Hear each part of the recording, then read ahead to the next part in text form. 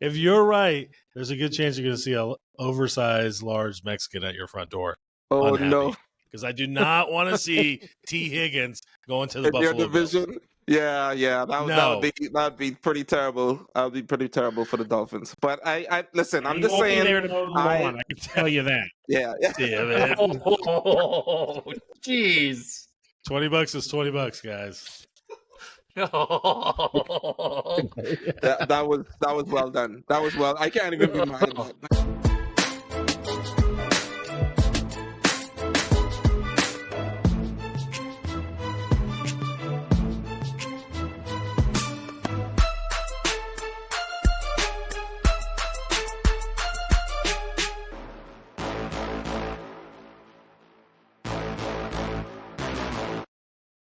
Hello, everyone, and welcome to the Beard Zone podcast. I'm one of the hosts. My name is David. I got Carlos. I got Theo. I got Scooter. And fellas, it's been a little bit of a wild world here in the sports world, and we're going to dive all the way into it. Let's start off right off the bat with the headline that is all over the news right now. Scotty Scheffler going to jail the day that he was arriving on the golf course due to, I understand there was a worker who ended up passing away. Rest in peace to that worker.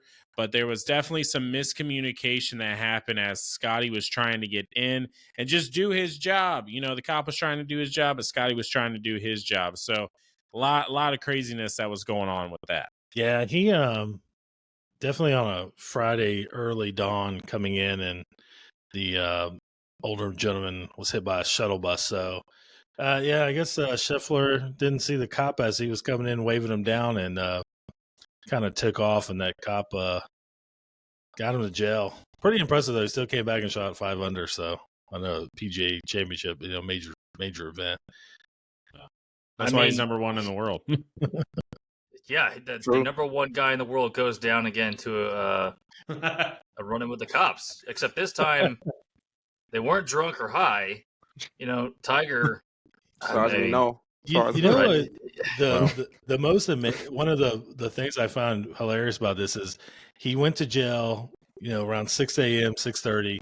They had already had T-shirts made up that said "Free Scotty," and the fans were there early, to watch the guys warm up and everything, and already were wearing the "Free Scotty" T-shirts. Yeah, news spreads very quickly in today's world. Speaking of other news, though, Antonio Brown files for bankruptcy. I think we all saw this one coming. Did we not? Oh, yeah, 100%.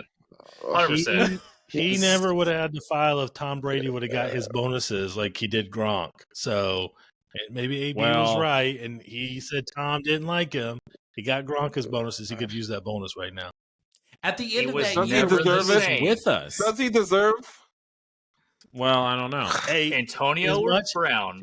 He's one of the best receivers of all time. That guy is a beast on the field. Yes. He is. And he's a beast. Talent-wise, he's great. However, when Vontaze Burfict hit him over the middle, that man was died. over. Yep, there you go. There you go. I agree with this. The whole thing changed after that. CTE, immediate. CTE it was someone different. Yeah. I have a hard time sympathizing, but at the same time, you have to take that into account. Without that hit, I think he would be a totally different human being, and he'd still be probably playing in the NFL. Absolute stellar athlete, and I've never met him. I've never spoken with him, but we see what we see in the media. And you got to take it with a grain of salt, right? Now, he doesn't help himself with his social media and everything else and the filing for bankruptcy piece. We all have to remember that Allen Iverson filed for bankruptcy too, and we all thought that was crazy. I mean, it's just disappointing. It's just disappointing. I mean, I am disappointed with Antonio Brown's life. Honestly, it could have been more. We were robbed of years of the dominance that we all know that he put on the field. Coming on as he was not a guy that anyone expected to do anything close to what he did. So to me, every time I hear from him, I just try to resist the urge to roll my eyes all the way to the back of my head, because it's just you just get out of here. It's one of those things where you kind of see it coming from a mile away. You hope that it doesn't happen. I mean, because at the end of the day, no matter the character issues or anything else like that, for me personally, you don't want to see anyone get into a situation like that. It is very sad with the amount of money that he was able to make over his career. I think I saw an article that said like somewhere around like 88 million or something like that. So now granted, I mean, taxes and, everything else has to come out of that, but that's still a pretty good chunk of change. And I think that his assets are down to almost nothing pretty much now. So that's why he's filing for the bankruptcy. But hopefully, hey, rock All the bottom. best. The only thing that you can do is up. So let's All the best. let's get AB in the NFL booth, and I think that the world will be better. So Yeah, can you imagine Oh, him and no. Brady doing Monday No. Night Football No. together. Oh my Oh god, my gosh. that'd be That would awesome. be great. That'd be awesome. So I'd pay awesome. for that for sure. Instant. I well, would- you are instant going to have to pay for the enjoyment. NFL games this year. That is for sure. So, well, let's talk. Let's make a Yeah. little bit of a transition here because we are now the Beard Zone Sports Talk. So, and the NHL playoffs are happening right now, and the Florida Panthers had a big win against the New York Rangers last night in New York, 3-0. Florida Panthers, dude.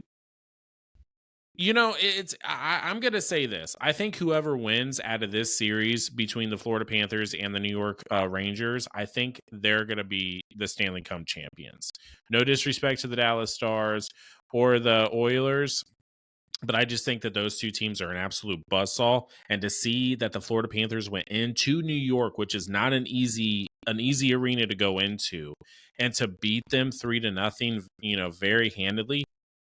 Man, this team is one to watch. So things to consider for the NHL East, right? You got the New York Rangers, absolute stellar team. They can play both sides of the puck, right?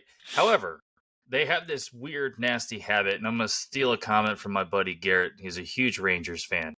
They just show up, and they're like, I guess we're not playing tonight. And that's what you saw with the Panthers. On the flip side of this series, you get the Florida Panthers, who, if they don't score 3 or more goals, they don't win. We saw that with the Lightning. We saw it with the other previous playoff games. The Panthers are the team that can score. It's like watching the Splash Brothers from the NBA hit the ice. They're just scoring left and right. And I feel like if they don't score 3 or more goals, they're probably going to end up losing some games. I still think the Panthers come out on top in this particular series against the Rangers, and they make it to the Stanley Cup. I think the Stanley Cup is a more of a holistic type of matchup there. On the west side, though, you got the Oilers and the Dallas Stars. And I don't know anything when it comes to West Coast teams, but I do know that the Dallas Stars are probably the team to beat there. The highlights in the previous games I've seen of their play, they're way more balanced. The Oilers, I think, squeaked one out on the Canucks, and I don't know if they exactly belong, but we will see that coming, I believe, tonight. Yeah, so I mean, they are playing tonight with game 1, and it is in Dallas, so it is going to be interesting to see who comes out of there. And actually, the Oilers are beating Dallas Stars 1-0 at the beginning of the second period. So should be an interesting game. Should be an interesting series. I have the Stars and Oilers going 5 games, where I have the Panthers and the Rangers going 6. I know that we saw, I don't want to say flat-footed because they're on skates, right? So, but Rangers kind of came out and they looked a little flat-footed last night. The blades were a little dull last night, I guess. But I don't think that that's going to be the team that we're going to see every single game. I think that they should make it an interesting series. But overall, I mean, it should be NHL playoffs are awesome. If you're not an NHL fan, you don't have to be. You just watch the NHL, especially the Stanley Cup. When it gets to the Stanley Cup, fantastic. I've made it a tradition to at least get to watch the Stanley Cup matchups for the last several years. Probably does help that I am in Tampa, and Tampa had a nice little run there. And now the Florida Panthers are in it. So let's go. Florida representing hockey. Who would have thought? So Would have thunk it. who would have thunk it? Another playoffs that we are seeing happening right now. We're down to 4 teams as well. That's in the NBA playoffs. We have the Dallas Mavericks going up against the the Minnesota Timberwolves, and then you have the Indiana Pacers going up against the Boston Celtics. Last night we saw the Boston Celtics and the Indiana Pacers battle out in game 1 in Boston. And let me say this about the Indiana Pacers. They are their own worst enemies. They ended up turning the ball over 21 times, and they allowed the Boston Celtics to shoot 30 free throws last night. And they still made it a game. I mean, it just goes to show you that this team can score. Indiana Pacers can score with the best of them. I think that they're one of the top scoring NBA teams this year. But, I mean, they ended up losing in overtime 133 to 128. That was a big game that I felt like that they could have won, or they could have won. But it just, they continue to shoot themselves in the foot. And Boston Celtics are not a team that you can do that to. You can't give them so many chances because they will beat you. Yeah, I think the Pacers are they're not. I think Boston. It wouldn't surprise me if Boston doesn't sweep this series. It's just because they've got the veterans with Tatum, Brown on there, and I think Al Horford's like in his 28th year. That guy is gonna play on forever. But they are they're the highest scoring offense in the league, and they do it as a team. But I think Boston's just gonna be too much for them. Boston's always kind of been like right there. They're always one of those favorites to win it. They just haven't closed the deal, but I don't see that. And I'll give them one game. I think it's a 4-1 series for Boston. Wow. I think that the Pacers definitely have. I would say that. I mean, do you feel like they haven't earned the spot here? No, they do. So they had the Celtics in their series early, and they had a perfect chance to steal game 1. You get the team that's been sitting. It's that question: is it better to sit, rest up, or keep playing? Yeah, and I think they got stagnant, and you can always come in there and steal game 1. And I think if they're able to do that, and Boston's able to survive that game, they're playing again tonight. Boston's winning again tonight. So but Indiana, they can score, and it's not like there's a ton of, lockdown defense in the NBA anymore. So, and they do it as a team, which is not, they don't, their highest scorer, with Tyrese Halliburton he's not like he's a 30-point game a guy. He's a low 20-point game a guy. So they do it as a team. Boston's got a ton of firepower as well, and they have the experience. So they've been here time again. I think this is that final year where they break through and then they get into the finals. Yeah, I could see it happening. I mean, I think at the same token, the Pacers are a team that you can't necessarily count out. I think it's going to be an interesting match. I've always kind of been a closet Pacers fan, but really and truly, I think in my heart I'm more. It feels like this one is for Boston. Yeah, I mean, it would be nice to see the Indiana Pacers make it to the championship. They haven't been in 24 years. The last time that they win, I think it was with Reggie Miller, and then they ended up running into the buzzsaw that was the Los Angeles Lakers in the early years of the Kobe Shaq era. So, definitely not a team that, and I don't think anybody wanted to face at that time. But with the other side, you have to take into account, man, like, there were 20 turnovers and they still were in the game. So is this really Boston's best team right now? Yeah, but that's my question. Young teams do that. Young teams find a way to lose, and they're a young team. I mean, Miles Turner's they're like veteran. They've got a couple other guys, but they're young guys. And Halliburton was hurt early in the year, and he's come back and he's playing well. They just don't have that guy that, like, even the old team basketball when you had the old Pacers, with Reggie Miller, and I can tell you why there's a lot of guys that don't have NBA championships is because of this young man in Chicago. Barkley doesn't have one. Reggie doesn't have one. It's all because of MJ. But at least that Pacers team had Reggie Miller, and when it came down to crunch time, didn't the guy score 7 points in like some ridiculous 5 seconds against the Knicks? So they don't have that guy yet. Halliburton will be that guy, I believe, but they just don't have it. And Boston has two. They have Tatum and Jaylen Brown that at any moment can just take a game over. I just think it's the young part. I think they're a good team. They're going to be a team to reckon with. I just think that Boston is just I think it's just, I think that veteran leadership's going to just be too much for them. Fair.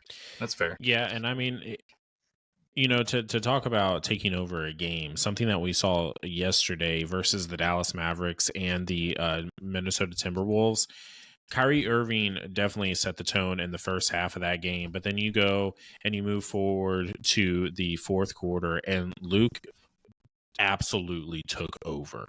I mean, I believe that Luke ended up scoring 15 of his 33 points in the fourth quarter, made a lot of big plays for them, and that they were able to end up squeaking one out over the Timberwolves in Minnesota last night, 108-105. So a little bit of a surprise for me. I feel like Minnesota without, after kind of taking down the giant that was the Denver Nuggets, I felt like that they were kind of the favorites to go up against who, in my opinion, is going to be the Boston Celtics. But man, this Dallas team showed up last night, and it's going to be about. I feel like that this series is going to be about what stars end up showing up. A lot of NBA games are decided with how well the bench does and how well the people off the bench do. But I feel like that it's going to be the stars of this series, where it's going to be Kyrie or Luke, or you're going to have Ant-Man and man, what's his name? Towns. So coming in and kind of taking over. So that's kind of my prediction for this series. But it should be, man, I think we got 4 teams in this playoffs right now that are doing really good. But I mean, Kyrie yesterday scored 24 of 30, 24 points of his 30 points in the first half. So he kind of had a really quiet second half. But like I said, Luke kind of came in, took over when he needed it, and they got the big win on the road against Minnesota. Yeah, it's funny. We were me and David were actually watching that game at the end where Towns gets that dunk putback, and it's a call that, man, it changes that game at the end if he doesn't get the goaltending call. And it was on the edge. Like, it could have went the other way, and that sealed it for him. But I think Minnesota is kind of in that Pacers where they were get the team that's a little rusty. I think Minnesota was just riding off that huge high. They take down the defending champs, and then they're going into Dallas. I actually think this is going to be a long series. I think it's going to be a really fun one too, just the back and forth. But Anthony Edwards has for him it's an off night when he doesn't score over 20. But it's going to be a fun series. This is the one I'm going to enjoy watching. Yeah, for sure. Should be a really fun series to watch. I mean, for all 4 of these teams. So we got NBA playoffs, we got NHL playoffs. Hey, if you're bored, if you're an NFL fan, we're NFL fans, we're NFL diehards over here, and this is the quiet season right now. So enjoy sports while we have them, because starting, I believe, next month in June comes the desert season. So I'm watching all the sports that I possibly can. So definitely go ahead and dive into that. But fellas, to get to the topic at hand tonight, we are going to be breaking down over the next 8 weeks. We are going to be breaking down each division in the NFL. And tonight we are starting off with what I believe is going to be one of the most difficult divisions in the NFL. This was a hard division to really kind of predict. This is a super early prediction. There might still be some moves that we see for the offseason. There are still some pretty big names out there in the free agency market. A little bit of older guys, but still some guys that can make an impact that could be signed to any team. But the AFC North, fellas, the AFC North, this division with the Ravens and the Bengals, and now even the Steelers are making it interesting. And let's not forget the Browns. I mean, everyone kind of always kind of jokes with the Browns, but the Browns were the second in the division last year, off the high of Joe Flacco, So, I mean, who knows what is going to happen with this, but I'm excited to dive into this. So I just want to kind of get into this, and I'm excited to hear what Scooter has to say about this to kind of kick us off. So, Scooter, I want to hear your predictions for this division. Way too early predictions. Let's start with that. Way too early. And usually Dave's the one that gets destroyed in these comments on YouTube, and I'm about to take the huge L here. I'm about to take a huge L. So, we have a word for that over here, Scooter. It's called the Pinnell L. Yeah, I had to take that one in for you. The Pinnell L. All right, so it's now going to come to the Scooter L. If you're a Steelers fan or you're a Browns fan, y'all are going to suck this season. I'm just going to say that right now. Russell Wilson is not the savior of the Steelers. You're going to take a sub 500 season for the first time in Mike Tomlin's career. Wow. And the Browns are going to tank, and they're going to eat the Deshaun Watson money again. You're going to switch to Jameis Winston, and you're going to run with some crab legs, and you're going to run away with 2 robberies at quarterback. Comments, do your job right now. Do your job. The Browns will be what you did to me? It's all what you did to me now. The Browns will be the bottom. They're going to rock the bottom, right? The Browns. And then you're going to have the Steelers at barely, they'll be at like 8 and 9. The Browns, I don't think, are going to be better than 8 and 9 or 7 and 10. Now, you got the Bengals and Ravens. It's the Ravens division to lose. Let's be real here, based on all their pickups and all the offseason stuff. You got King Henry now in the backfield. You still got Lamar, who's been a lot smarter in his running ability, and he's still very accurate. I think they need to make sure that he has ample time to make those reads. But what you have now is a healthy Joe Burrow. The kryptonite of Patrick Mahomes is healthy. Now, this is, again, way too early prediction. And you have long hair Joe Burrow. Oh, yeah. You have Anakin Skywalker. Anakin let's go. Yeah, Bring the Sith. Anakin Skywalker. Anakin Burrow. Like, if you put him right next to Christian Haydenson, and then you put Joe Burrow right now, and they're like spitting images of Anakin Skywalker. I think it's the Ravens division to lose. Mm-hmm. However, I think it's going to come down to that whole win-loss within the division between the Bengals and the Ravens. I still think both of them can make it into the playoffs quite easily based on the strength of schedule. And I think the Ravens squeak one out as far as the division champs, but I believe it's like a 1-game difference. I don't know the win-loss on either of them. It's kind of hard for me to look at that right now. But I think the AFC North is still very healthy as far as competition. I think it's Ravens at the top. Then you got the Bengals. Steelers are going to suck this year with a sub 500 for the first time for Mike Tomlin. And you got the Browns doing some Brown stuff again.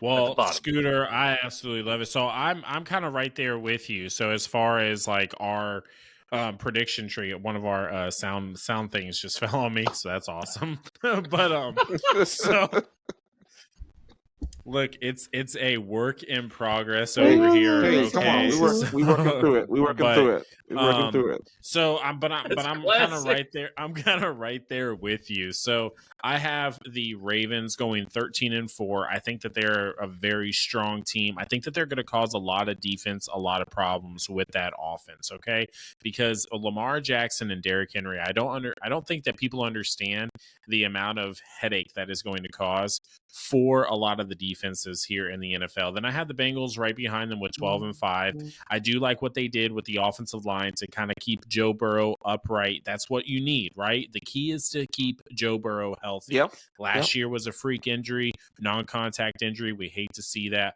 but I think that this is the year that Joe Burrow stays healthy for the year, and we see a 12-5 Bengals team. I didn't like that they got rid of Tyler Boyd, but I also like that they ended up getting the wide receiver from Alabama, Jermaine Burton. He reminds me a lot of kind of like a Kenny Stills, not necessarily your big number one guy, but very athletic, and he can make some plays for you. So, and let's not forget that they still have Jamar Jackson. They still got Jamar Chase, and they have T Higgins. So I think that it's going to be a battle in the North between the Ravens and the Bengals. And then I have the Steelers. Now listen here, Steelers faithful.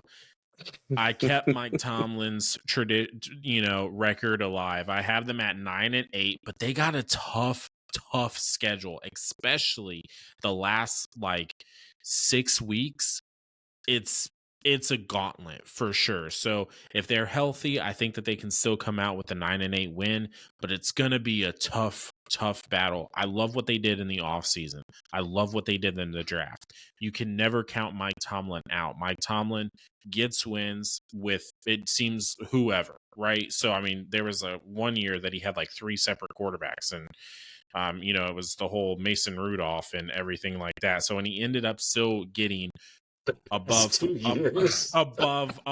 500. So, but then I do have the Browns at last. I don't have them though. I have them at 8-9, and honestly, it's a coin flip. I know that last year it was, that they were second in this division. I don't think a lot of people saw that. Deshaun Watson is up and down for me. I don't really trust him, but I like their defense. I do like their coaching. But I just think that this is going to be the year that the Browns start to kind of fade into the back, because I don't think Deshaun Watson long term is going to be their guy. Unfortunately, their paybooks say differently, but he hasn't showed what he needs to be that guy in Cleveland. And then coming from a Tampa boy, Jameis Winston, don't trust him. Go ahead and throw 30 interceptions again. But they also have the toughest schedule in the league. So this is going to be the cards are stacked against the Cleveland Browns, which is a very Cleveland Brown thing to, have. So, but I have the Browns at 8-9. Again, it's a coin flip, but I just don't see them getting above 500. Theo, what do we got for?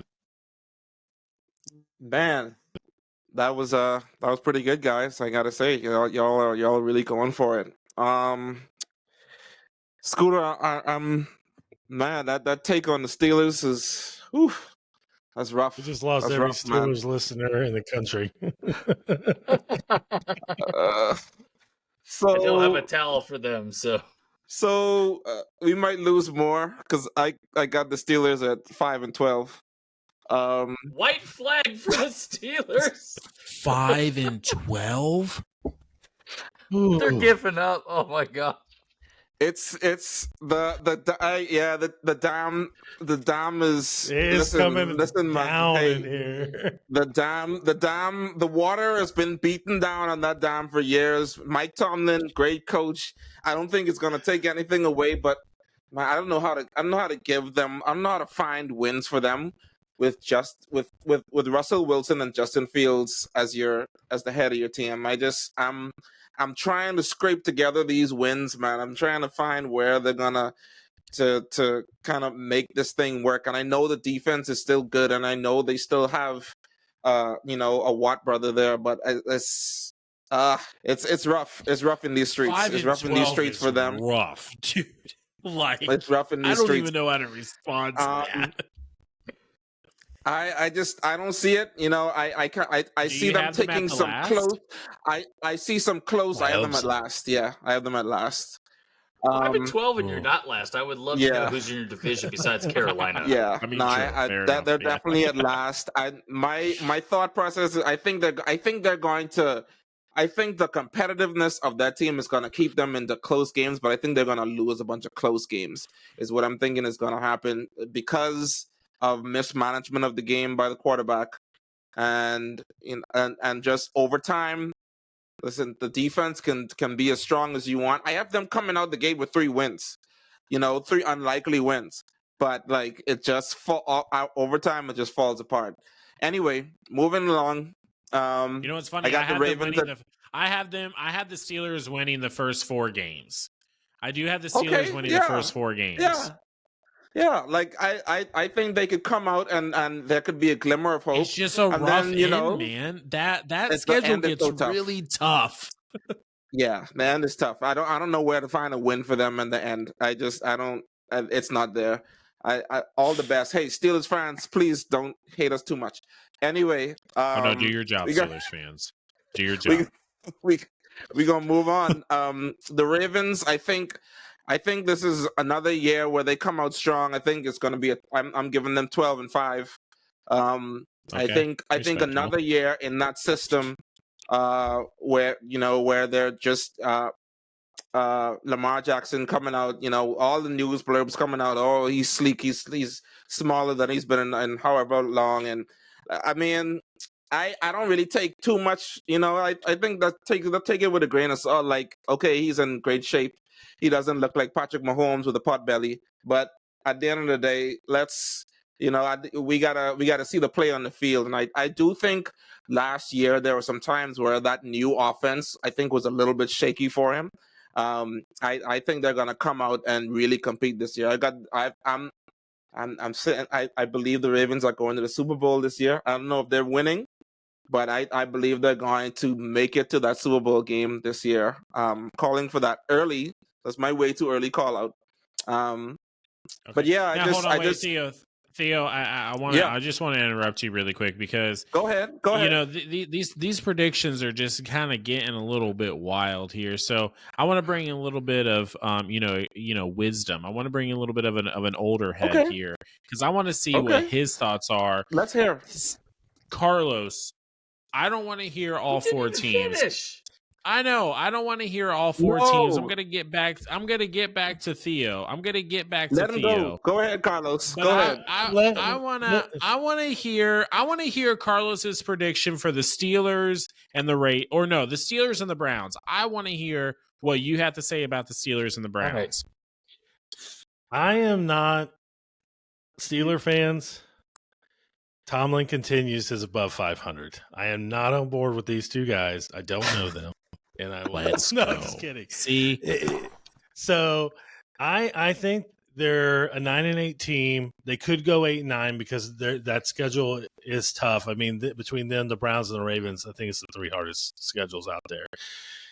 Their defense is so strong with Hayward, Patrick Queen, Fitzpatrick, J.J. Watt on there, and it's a Tomlin run team. TJ Watt. It's a J. TJ Watt. I think if there's anybody that can revive Wilson, I don't think Wilson goes back to the Super Bowl days. They are lacking at receiver a little bit. They have 2 good running backs, but we forget they rebuilt that offensive line with the draft. They take the Washington guy Fontenot, Zach Frazier as the center. I'm giving them a 9-8. I don't think anybody in this division has a losing record this coming up year. Okay. Really? Okay, so then that goes to the Browns then. Where do you have the Browns? I have them right there at 10-7. 10-7. They were 11-6 last year with Flacco.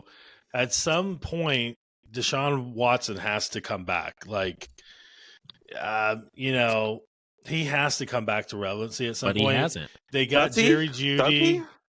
I hope, but if not, Flacco played some good football last year. He played very well. Anymore. Flacco's not. No, Flacco's at the Colts now. Come on, dude. What are we doing? Well, no, I said he played well, but I think Deshaun has a decent year. I think he does bounce back. They have Jerry Jeudy. They have Amari Cooper. They've got 2 good receivers.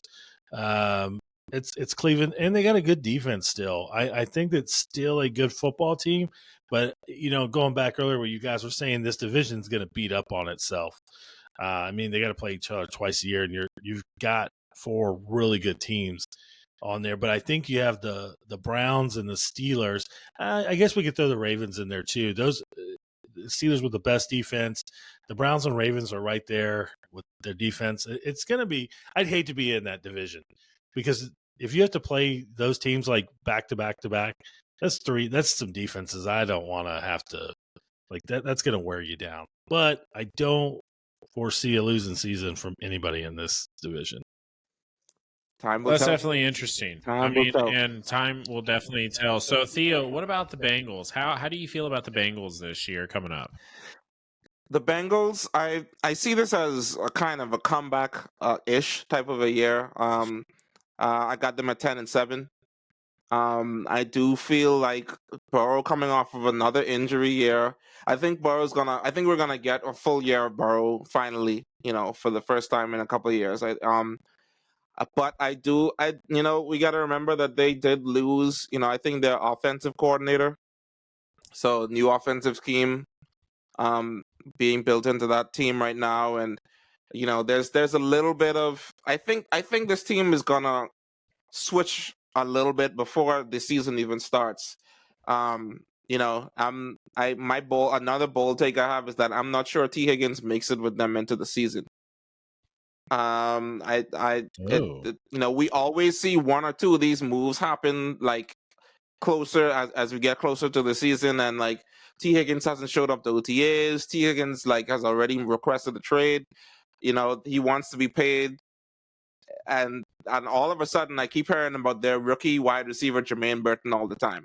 I'm hearing all these things about Jermaine Burton. He's doing so well in rookie camp. All these things happening. These things may go hand in hand.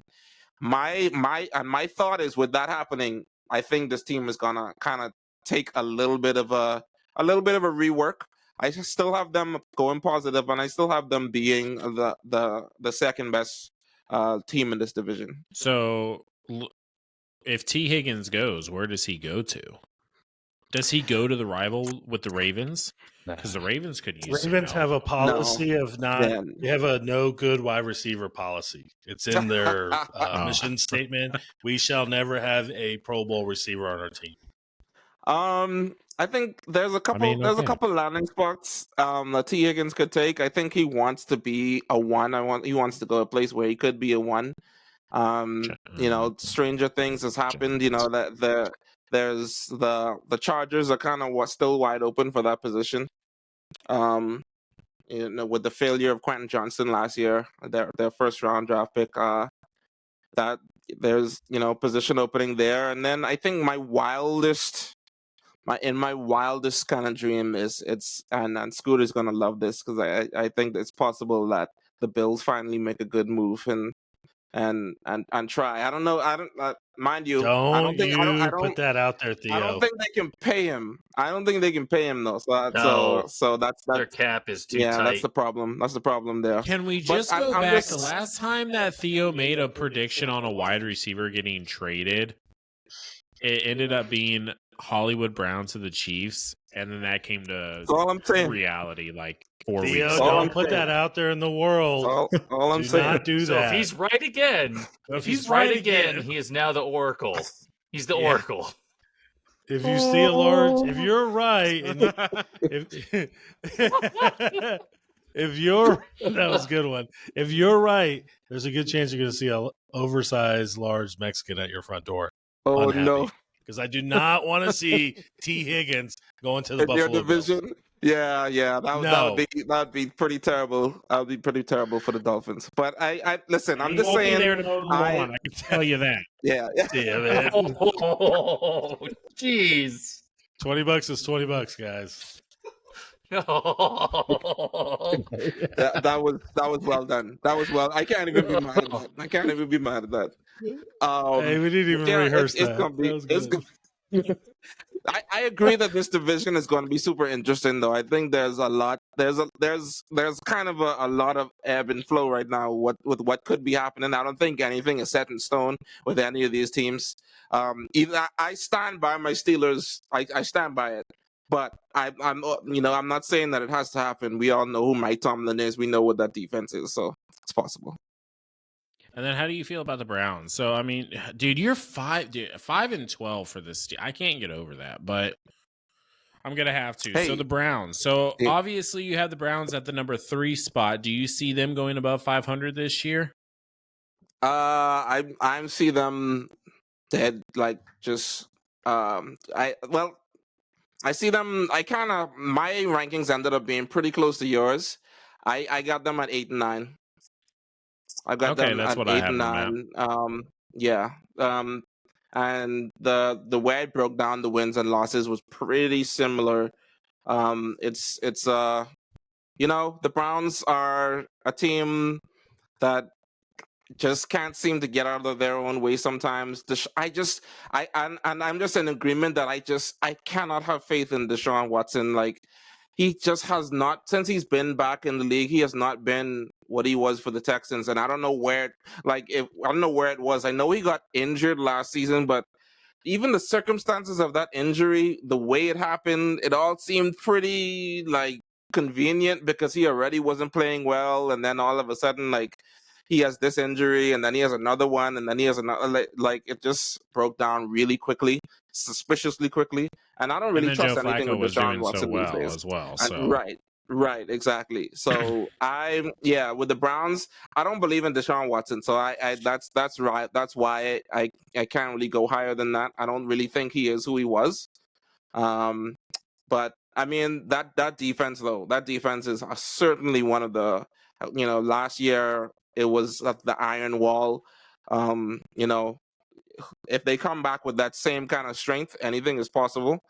And if Deshaun Watson if he can be 80% of what he was, then that team is going to definitely beat out what I'm saying here. But I just I don't see it. I don't think he has it anymore. yeah, I agree. And the thing about the AFC North is that it is. Carlos said it earlier about how they're just kind of battle each other. Like Mm-hmm. I think I had every one of them splitting their series with their division rival. It's hard for me because they always play each other really well. We've always seen the Browns get the win over the Bengals, or the Browns get the win over Yeah. the Ravens, and so in the Ravens and the Bengals they battle it out. So it's like I think I was just like, I'm just gonna split it and I'm just gonna give it to the home field. Like that's how I'm gonna do it, and then I'm gonna break down Yeah. everything else according to who they're playing to. But the AFC North should be a division to watch. It should be really fun, just kind of like the NBA playoffs and the NHL playoffs that are going on right now. Just really good teams going, head to head, and should be some good battling. So next week we will touch base on the AFC East, which I know that Carlos and Scooter are going to be happy about that because we get to talk about the predictions of the Miami Dolphins and the Buffalo Bills. And then Theo will be happy because he's going to say that the Patriots are going to go 0-17. So, it should be definitely a good time next week. Get So ready. we should, Get ready. yeah. So tune in next week for that episode. But if you're listening to this episode right now, we appreciate you guys. We're here every Friday at 11 a.m. Eastern Standard Time for the NFL offseason. And then as we maybe get into the NFL season, we'll pick up another episode or two. So, but for right now, we definitely appreciate that. Hit that like button, hit that comment, or share your predictions down in the comments, and hit that subscribe button for us. Scooter, before we go, I know that you have to, of course, touch base on our social medias like we always do. The links are going to be down in the description as well for our social media, so you can find that there. But we have a little bit of a shout out this week for a brewery, I believe, and I'll let you take away. Yeah, so last week, as y'all know, Theo and I were not on. We had some stuff going on. I did travel over to Fayetteville, North Carolina for a conference. And I tell you what, they got some good beer over there. And I stopped by the Heckler Brewing Company. And I tell you what, stellar guys. Danny has an absolute spotless brewery. To include the bar, good food, and if you want a good veteran-owned company to go to the Heckler Brewing Company in Fayetteville, North Carolina. Absolutely spectacular stuff. Shout out And Heckler Brewing. as always, shout out owner Danny. Yeah, absolute awesomeness. And I know we haven't touched this yet, but I'm probably going to be calling off some of work, and I know Dave probably already did too. NCAA 25 is coming out, gentlemen, and it's already purchased. I don't care. I'm taking work off. I'm gonna go through a whole dynasty. I'm gonna go through a whole road to glory or whatever Yes. they call it now, and I'm just gonna soak it all in. And I am.